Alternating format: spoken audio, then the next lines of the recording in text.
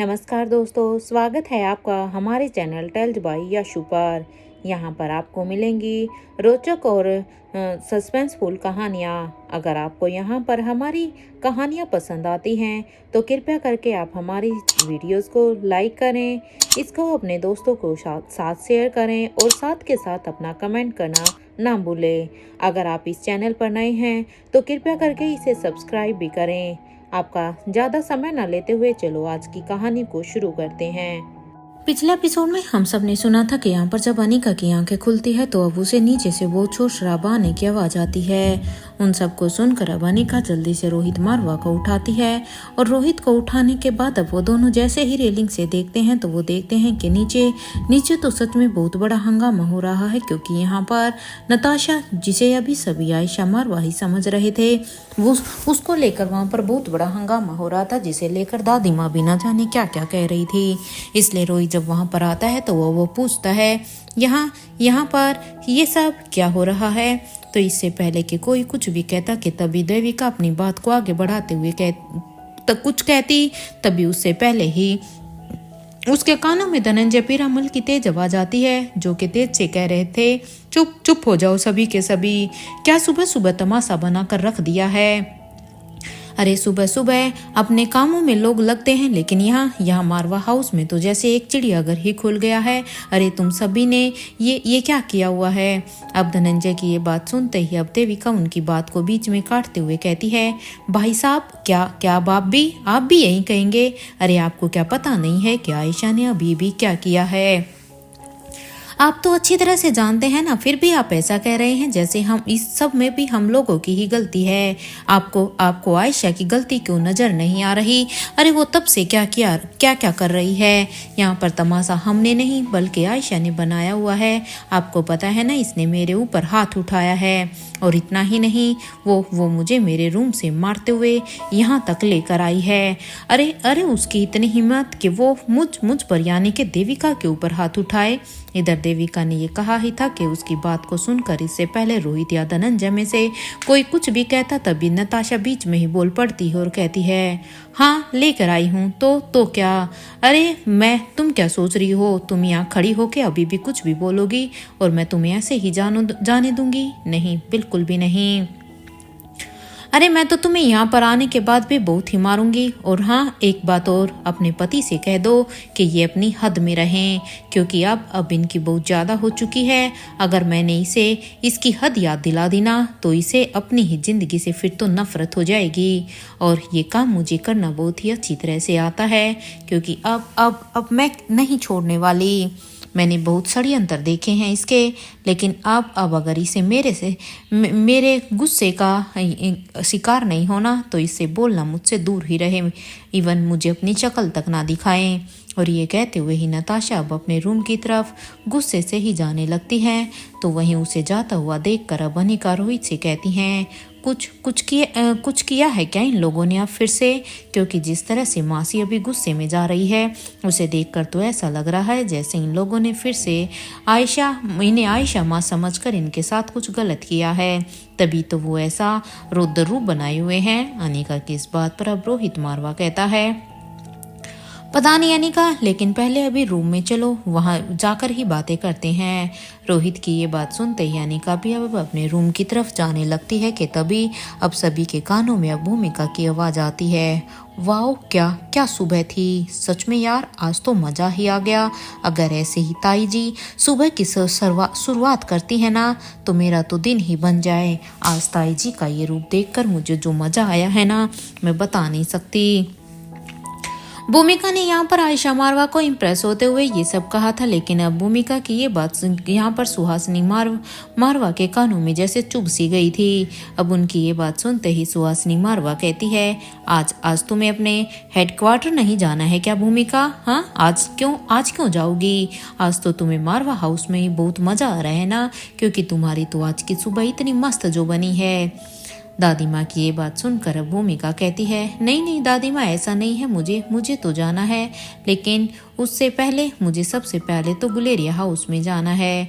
Guleria house जाने के बाद ही मैं फिर अपने हेडक्वार्टर जाऊंगी। भूमिका की ये बात सुनते ही यहाँ पर अनिका कहती है, लेकिन भूमिका तुम्हें गुलेरिया हाउस में क्यों जाना है, कुछ काम है क्या? अनिका की इस बात पर भूमिका कहती है, अरे हाँ अनिका, मैं तो तुम्हें बताना ही भूल गई हूँ। वो क्या है ना कि रिया का मेरे पास कॉल आया था। तो रिया ने मुझसे कहा था कि मोम और डैड का फ़ोन नहीं लग रहा है, तो मैं ही उन्हें रिया का मैसेज दे दूँ। और रिया का मैसेज है कि आज उन्हें आगरा घूमने जाना है। वहाँ पर लक्ष्य और श्वेता के साथ करण गुलेरिया और स्वाति मल्होत्रा का वो प्री वेडिंग शूट है ना, तो इसीलिए वो लोग वहाँ पर जा रहे हैं। और हाँ, वैसे तुम दोनों भूल तो नहीं गए हो ना कि आज मल्होत्रा हाउस में संगीत सेरेमनी भी है।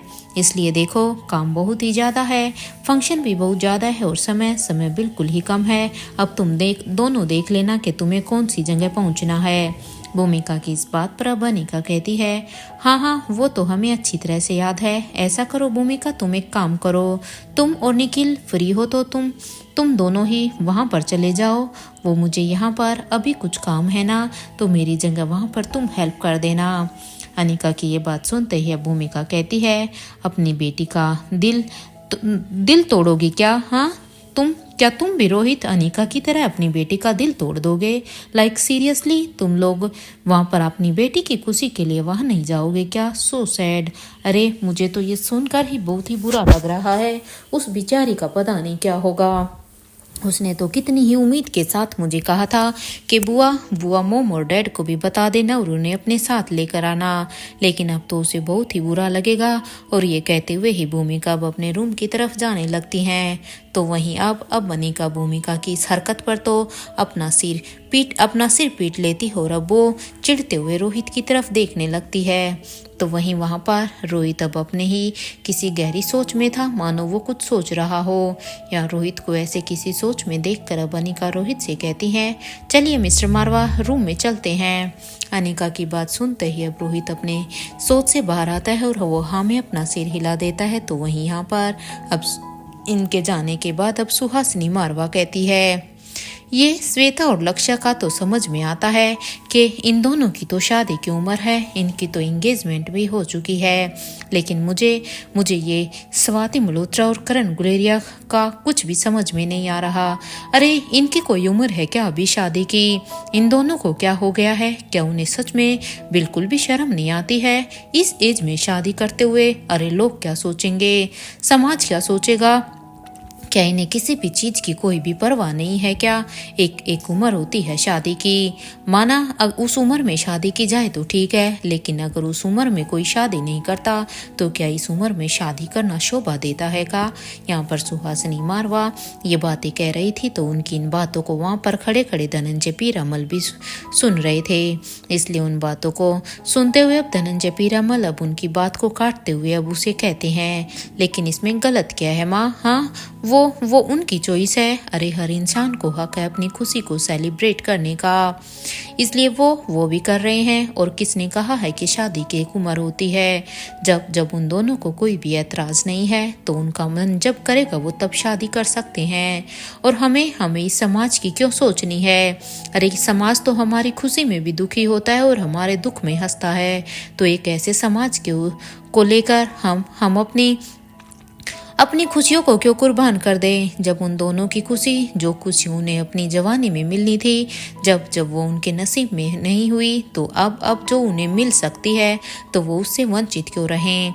इधर धनंजय की इस बात पर अब सुहासिनी मारवा कहती हैं, धनंजय कुछ चीज़ें उम्र के हिसाब से ही अच्छी लगती है, अगर सही उम्र पर ही वो चीज़ें की जाएं तो ही सोने पर सुहागा होता है, नहीं तो ऐसे ही बातें बनती हैं।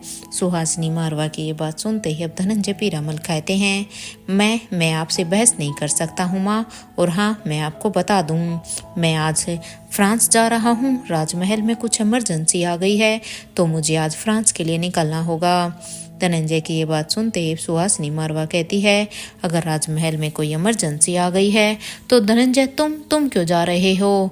वो बड़ी रानी और रानी साहिबा को भेजो ना, क्योंकि अब वो दोनों संभालती है ना वहाँ पर राजमहल को, तो तुम्हारे से ज़्यादा जिम्मेदारी तो अब उसे संभालने की उन दोनों की ही है। वो भी यहाँ पर क्या कर रही है? उन्हें जाकर अब अपने काम को संभाल लेना चाहिए, क्योंकि कितना समय बीत गया है, वो तब से यहाँ इंडिया में ही है। इसलिए तुम मत जाओ, तुम अभी यहीं रुको, यहाँ मारवा हाउस में तुम्हारी ज़रूरत है। सुहासिनी मारवा की ये बात सुनते ही अब धनंजय पीरामल कहते हैं, नहीं माँ, मेरा जाना बहुत ही जरूरी है, और वैसे भी यहाँ पर तो रोहित है ना, मुझे पूरा भरोसा है रोहित सब कुछ संभाल लेगा, जैसे वो इतने सालों तक संभालता हुआ आ रहा है। मुझे अपने बेटे पर कोई भी शक नहीं है। मैं अच्छी तरह से जानता हूँ कि वो सब कुछ कर सकता है, और मुझे नहीं लगता जब मेरे बेटे ने इतने सालों से इतना सब कुछ किया है तो अब मैं उसके किसी भी काम में दखल अंदाजी करूं। और ये कहते हुए ही धनंजय पीरामल अब अपने रूम की तरफ जाने लगता है, तो वहीं अपने मन में सोचते हुए कि अच्छा हुआ कि आयशा ने मुझे पेरिस का सच पहले ही बता दिया। और ये सोचते हुए ही धनंजय पीरामल अब अपने रूम की तरफ जाने लगता है, तो वहीं यहाँ पर अब नताशा जो कि अभी अपने कमरे में पहुंच चुकी थी, वहां अपने कमरे में जाने के बाद अभी नताशा यहाँ पर डांस कर रही थी, और डांस करते हुए भी वो गाना भी गा रही थी। आज मैं ऊपर आसमान नीचे, आज मैं आगे जमाना पीछे। वो इस गाने को अपने होठों से गुनगुनाते हुए म्यूजिक बजाकर इस पे डांस कर रही थी, और साथ के साथ कह रही थी, थैंक गॉड कि मैंने धनंजय को पेरिस की कंडीशन बता दी है कि आखिर पेरिस में क्या क्या हो रहा है। सच में पेरिस में जो हाल अभी हो रहे हैं वो बिल्कुल भी नहीं होना चाहिए था। पेरिस के बारे में सारे इन्फॉर्मेशन मिलने के बाद मुझे भी बिल्कुल भी अच्छा नहीं लगा, क्योंकि अगर देखा जाए तो ये रानी साहिबा के लिए बिल्कुल भी ठीक नहीं है। इसलिए अच्छा हुआ मैंने समय रहते धनंजय को बता दिया। अब धनंजय वहाँ की सारी सिचुएशन को आई होप कि वो संभाल ले। अगर धनंजय यहाँ रहेगा नहीं तो मुझे कोई किसी का डर भी नहीं है, क्योंकि मैंने तो जानबूझकर धनंजय को ये कहा है ताकि इन सब बातों से मैं धनंजय को पेरिस के लिए भेज सकूं, और फिर मुझे यहाँ पर कोई भी रोकने वाला नहीं है। क्योंकि सच बताऊं तो मुझे सिर्फ एक धनंजय से डर लगता है। या नताशा अब काफी खुश थी कि अब उसका काम हो गया है, धनंजय अब यहाँ से चला जाएगा। तो वहीं दूसरी तरफ अब अनिका अपने कमरे में आने के बाद अब कहती है, मिस्टर मारवा, मैं शावर लेने के लिए जाती हूँ। अनिका की इस बात पर अब रोहित कहता है, ठीक है अनिका। या अनिका अब शावर लेने के लिए बाथरूम में चली जाती है। तो वहीं दूसरी तरफ अब रोहित, जो कि अभी अपनी सोच में ही था, क्या तभी अब उसका फोन बजने लगता है। अपने फोन की रिंगटोन को सुनने के बाद अब रोहित अपने सेंस में आता है, तो अब वो जैसे ही अपने फोन की स्क्रीन की तरफ देखता है तो उस पर रिया का कॉल आ रहा था। रिया के कॉल को देखकर रोहित अब अपने फोन को जल्दी से उठाता है और हेलो कहता है। जैसे ही रोहित ने हेलो कहा तो उसे सामने से अब रिया की आवाज आती है। Good morning dad. रिया की इस बात पर अब रोहित कहता है, good morning my sweet heart. वैसे आपने कॉल किया, वहाँ पर सब ठीक तो है ना? इस बात पर अब रिया कहती है, डैड मैं आपको मिस कर रही थी इसलिए मैंने कॉल किया। क्या आप अभी बिजी हो क्या? अगर आप बिजी हो तो मैं आपको बाद में कॉल कर सकती हूँ। रिया की इस बात पर अब रोहित कहता है, नॉट एट ऑल। अपनी प्रिंसेस के लिए तो मैं हमेशा ही फ्री रहता हूँ, फिर चाहे उसके लिए मुझे कितना ही काम क्यों ना हो। सो जो भी काम है प्लीज कहो। अपने डैड की ये बात सुनते ही अब रिया कहती है, आई नो डैड कि आप मेरे लिए हमेशा से ही फ्री रहती हो। Even I love you dad. वैसे आप और मोम क्या आज आ रही है ना? एंड यू नो व्हाट, मामू ने कौन सी लोकेशन डिसाइड की है प्री वेडिंग शूट के लिए?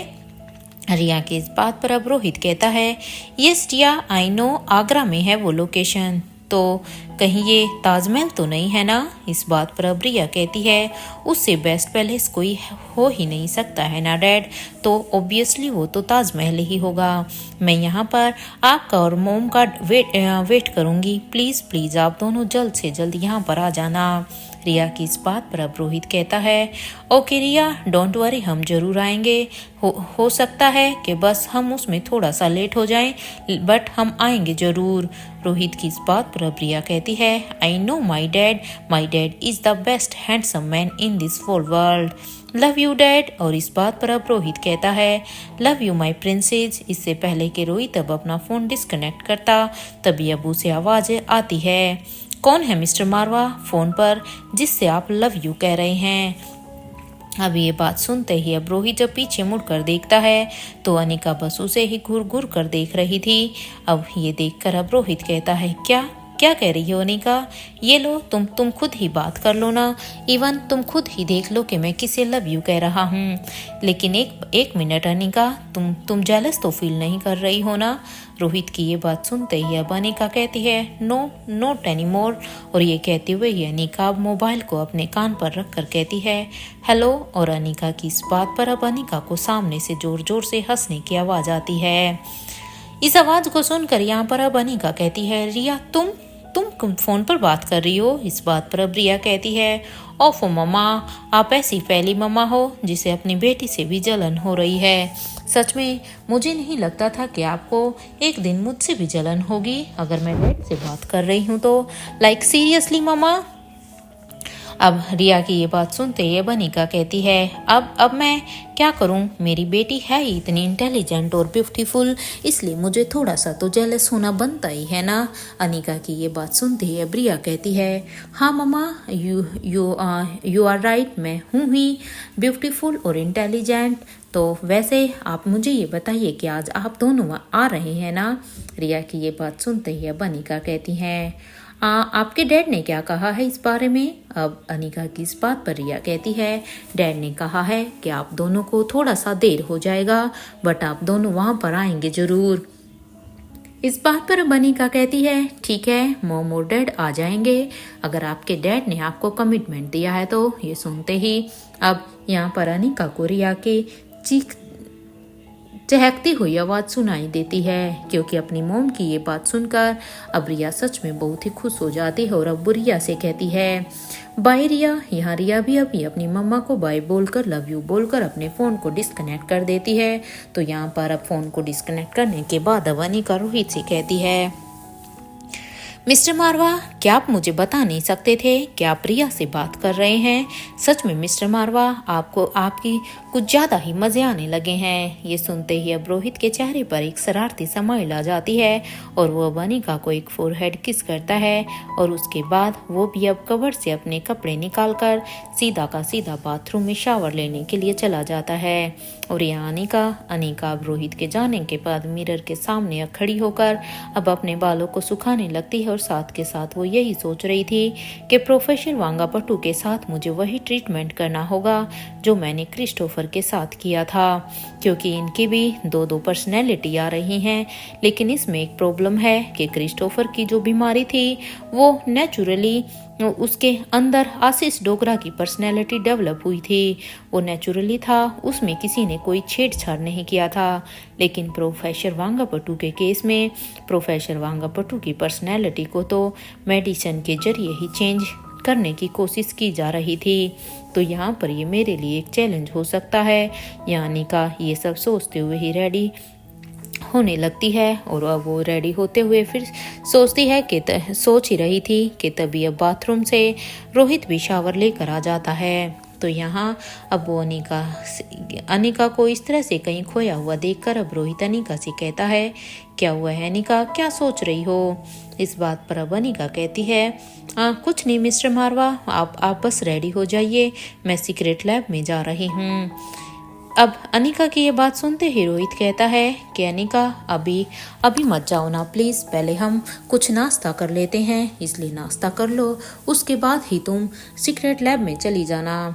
अब यहाँ पर रोहित की ये बात सुनते ही अब अनिका कहती है मिस्टर मारवा, आप मेरे नाश्ते की चिंता मत कीजिए, मैं नाश्ता कर लूँगी। ये सुनते ही अब रोहित कहता है मैं नहीं सुनूंगा अनिका, मुझे 5 मिनट दो, मैं बस रेडी हो जाता हूँ।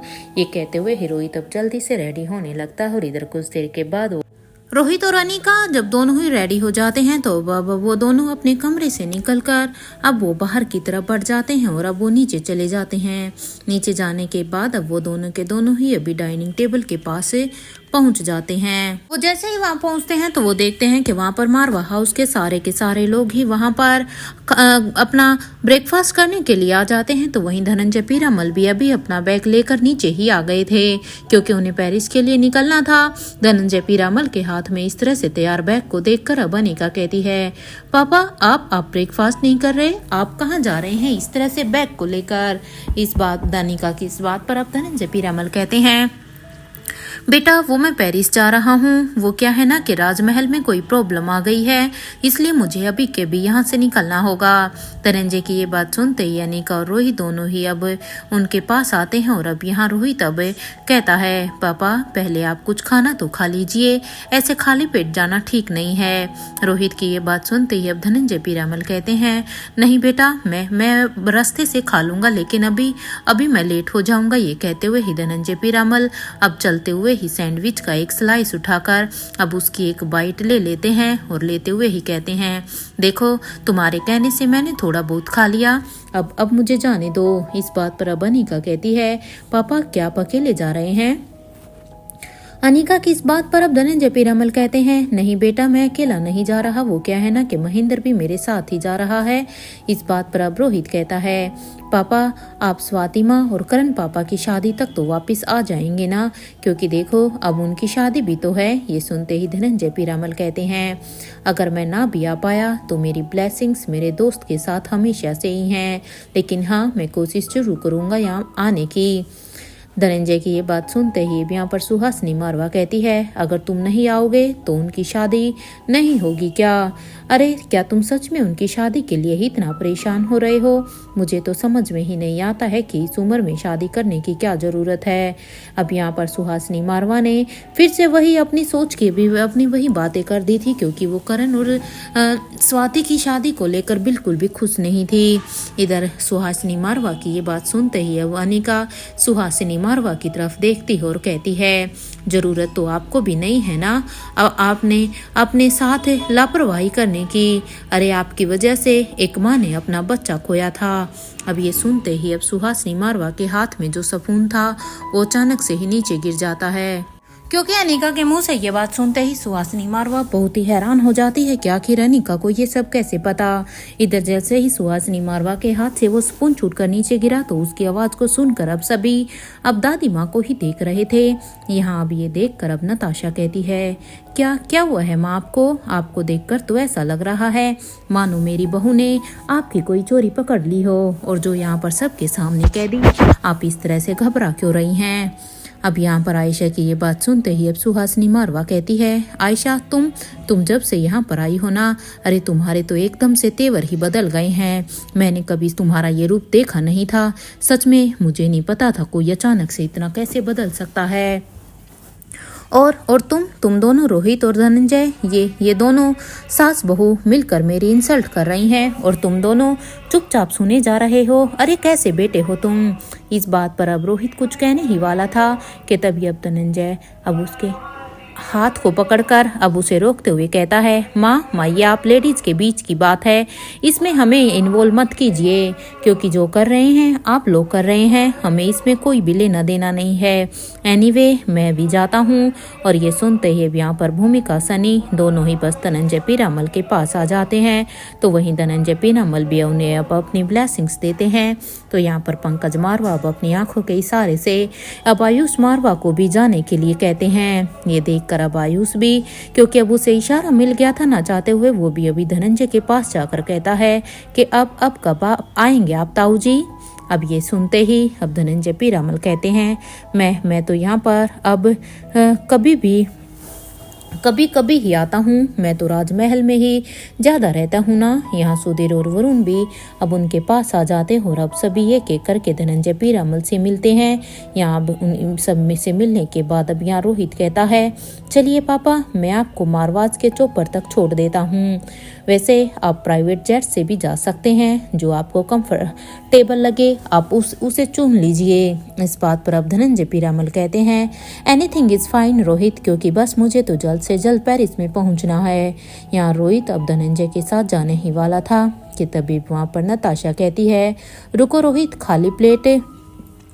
खाली पेट मत जाओ, क्योंकि देखो तुमने अभी तक कुछ नहीं खाया है। नताशा ये कहते हुए ही नताशा अब एक पराठा लेती है और उसके बीच में आलू की सब्जी रखते हुए उसे फ्रैंकी की तरह बनाकर रोहित के पास लेकर जाती है और कहती है, ये लो खाते हुए जाओ, क्योंकि खाली पेट घर से बाहर निकलना बिल्कुल भी अच्छा नहीं होता। नताशा की ये बात सुनते ही अब रोहित कहता है, मैं ब्रेकफास्ट में ये नहीं खाता हूँ। ये सुनते ही अब नताशा कहती है, कोई बात नहीं, आई नो तुम नहीं खाते हो, लेकिन देखो आज खा लो। तुम्हारी नहीं, मुझे ऐसे, तुम्हारी नानी भी मुझे ऐसे ही खिलाती थी। अब चलो खा लो। और हाँ, कल तुम अपना वो कच्ची सब्जियां खा लेना, वो बिना स्वाद का पता नहीं कैसे खा लेते हो तुम। मुझे तो सोच के भी ये बड़ा ही अजीब लगता है। इधर नताशा की इस बात पर तो अनिका और भूमिका दोनों की ही एकदम से ही हंसी छूट जाती है, क्योंकि वो यहाँ पर रोहित के खाने के बारे में ऐसा कह रही थी। तो वहीं रोहित जानता था कि वो अभी अपनी मासी से बहस नहीं कर सकता है, क्योंकि जवाबदेही में उसकी मासी सबसे बेस्ट थी। इसलिए वो अब उसे फ्रैंकी को लेकर अब उसकी एक बाइट खाता है और अब वो कहता है, आप मुझे एक एप्पल भी दे सकती थी, आपने मुझे ये दिया और वो भी ब्रेकफास्ट में। वैसे सच में मानना पड़ेगा इस बात पर। अब नताशा कहती है, क्या तुम अनिका से प्यार नहीं करते हो? और रोहित, हमारे तो हॉस्पिटल भी है ना। इस बात पर अब रोहित कहता है, हाँ है, लेकिन आप कहना क्या चाहती है? मैं आपकी इस बात से कुछ समझा नहीं। अब रोहित की ये बात सुनते ही अब नताशा कहती है, तुमने वो अंग्रेजी में वो कहावत सुनी है ना, eat an apple once in a day keeps the doctor away. अब यहाँ पर जैसे ही नताशा ने ये बात कही, ये बात सुनते ही अब यहाँ पर धनंजय पीरामल कहते हैं, बात तो बिल्कुल सही है। और ये सुनते ही अब रोहित कहता है, इसमें क्या सही है पापा? हाँ, आप भी अब इनकी साइड ले रहे हैं, चलो अब चलें। इस बात पर अब धनंजय पीरामल कहते हैं, ठीक है चलते हैं।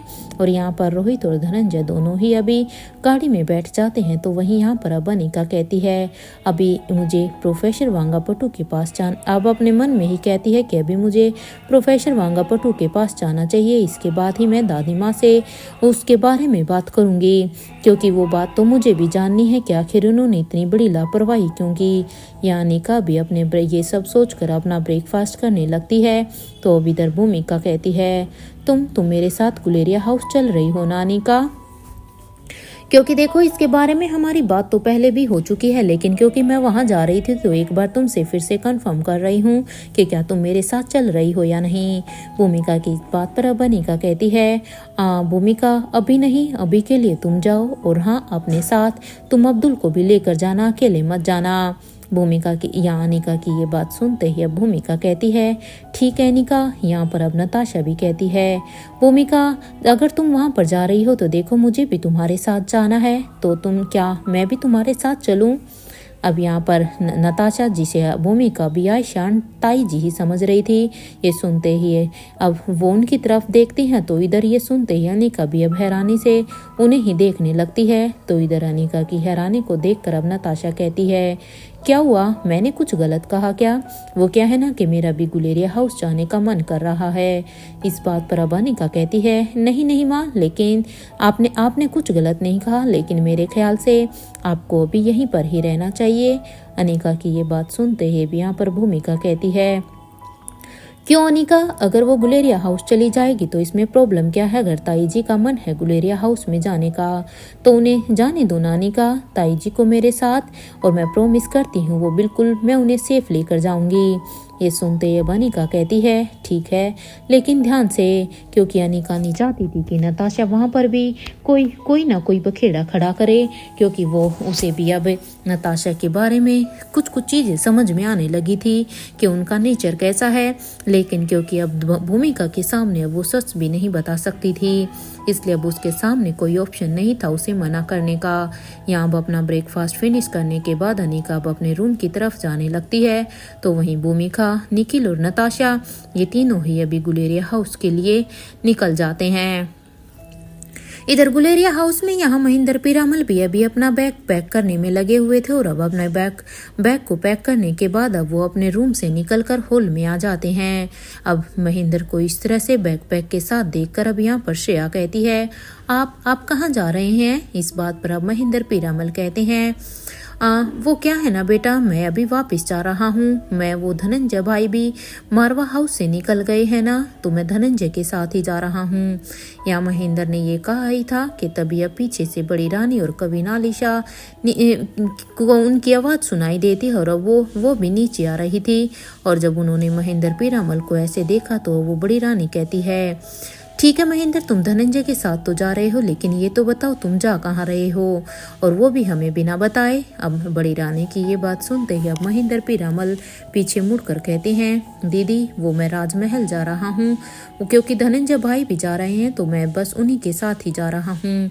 अब महेंद्र की ये बात सुनते ही यहाँ पर कभी नालिशा कहती है, वहाँ क्यों जा रहे हैं, वहाँ पर सब ठीक तो है ना मामा जी।